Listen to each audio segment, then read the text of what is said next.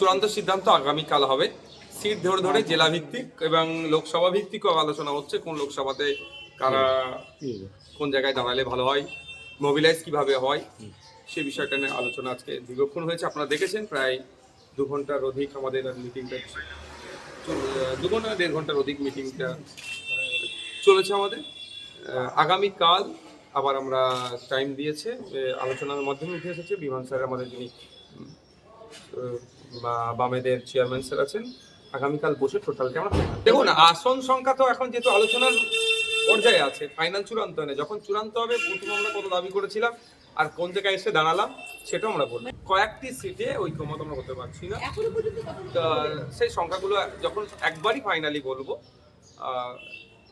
Both সাইডে আমরা rigid ছিলাম বেশ কিছু সিটে, সেটা লেফট ফ্রন্টের দিকেও ছিল, আইএসএফ এর দিকেও ছিল, যে এই সিটগুলোকে আমরা আনকম্প্রোমাইজ যেটাকে বলে, বা এটাকে কনসিডার করতে পারবো না, সেগুলো আলোচনা হয়েছে, সেইগুলো আমরা মেনে নিয়েছি বোথ সাইড। 2021 যেটা হয়েছিল আপনারা দেখেছিলেন, বামেরা আমাদেরকে সিট দিয়েছিলেন আপনার দেগঙ্গা, সেখানে ফরওয়ার্ড ব্লকও প্রার্থী দিয়েছিল।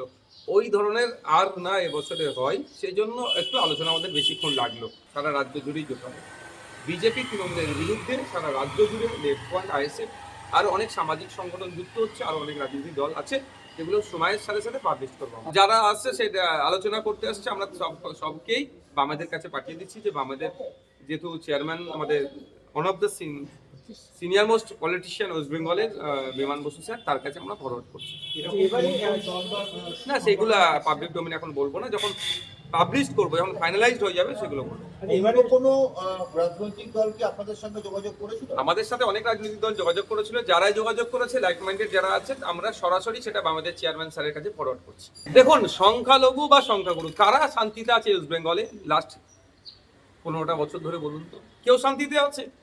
শিক্ষা, স্বাস্থ্য, কর্মসংস্থানের যে দুরবস্থা, প্রাইমারি স্কুল প্রায় 25,000 বন্ধ হয়ে গেছে ওয়েস্ট বেঙ্গলে। শুধু কি সংখ্যালঘু মুসলমানদের বাড়ির ছেলেমেয়েরা স্কুলে যেতে পারছে না?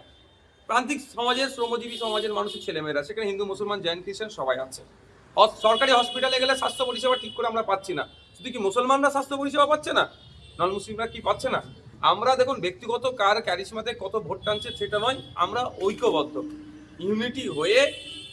ঐক্যবদ্ধ হয়ে আমরা সংখ্যালঘু থেকে সমস্ত মানুষের ভোট আমাদের পক্ষে চাইবো, এবং আমাদের ম্যানিফেস্টো থাকবে, সেখানে আমরা কি করতে চাই। তার মধ্যে একটা কথা শুধু বলতে পারি, একটা সরকার আসলে 5 বছর সময় পাই, 5 বছরে 5টা জেলাতে আমরা 5টা আরজিকর, পিজি, এনআরএস এর মতো স্টার সরকারি হসপিটাল বানাবো। এই ধরনের ম্যানিফেস্টোতে আমাদের অনেক কিছু থাকবে, সেটা সময়ের সাথে সাথে পাবলিশ হবে। গত 5 বছর ধরে আমরা তো মাঠে ময়দানে থেকে লড়াই করেছি। গতকাল রাত পর্যন্ত আমাদের উপর আক্রমণ চালিয়েছে ভাঙড়ে, আপনারা দেখেছেন। শুধু ভাঙড় না, রাজ্যের বিভিন্ন প্রান্তে আমাদের উপর আক্রমণ চালাচ্ছে। রমজান মাসে তৃণমূলের হানমাত্রাও ছাড়ছে না, রোজাদারদের উপর আক্রমণ চালাচ্ছে, মেরে মাথা টাথা ফাটিয়ে দিচ্ছে।